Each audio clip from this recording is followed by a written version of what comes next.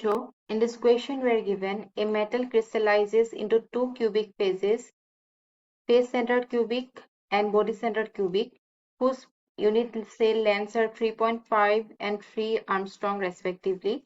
So we have to calculate the ratio of densities of FCC and BCC. तो यहाँ पे जो की कॉन्सेप्ट यूज होगा, जो हमारा की कॉन्सेप्ट यूज होगा, वो होगा रेशियो ऑफ डेंसिटीज का, रेशियो ऑफ डेंसिटीज का।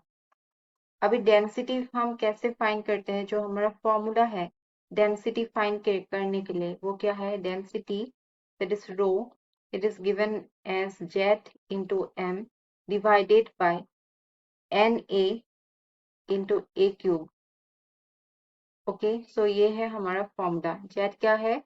Formula units in the unit cell of the unit cell. M क्या है? Molecular mass. एन ए क्या है? Avogadro's number. और ए क्या है? एज लेंथ का क्यूब। ओके, सो अभी हमें दिया गया है एफसीसी और बीसीसी का रेशियो फाइंड करने के लिए।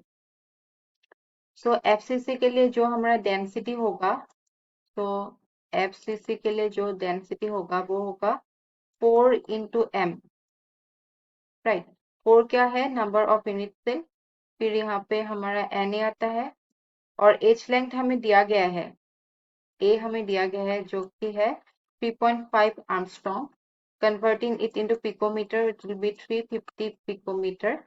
तो इसे लिखेंगे 350 का whole cube. Okay,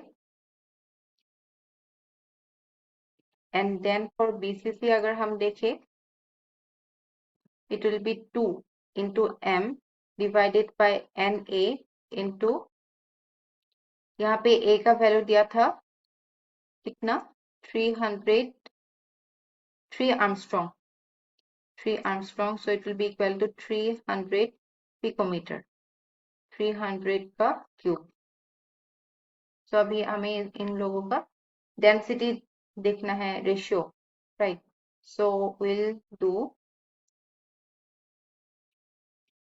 density of FCC divided by density of BCC का रेशियो फाइंड करने के लिए we'll have 4 by m, 4 into m divided by Na into 350 whole cube divided by 2 into m into Na into 300 whole cube।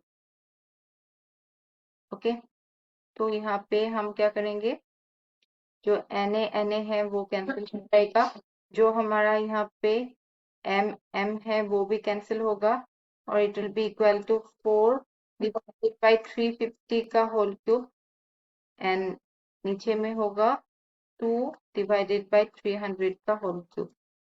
तो इसका answer आएगा 1.26। So this will be our required answer. Okay, I hope you understood. Thank you.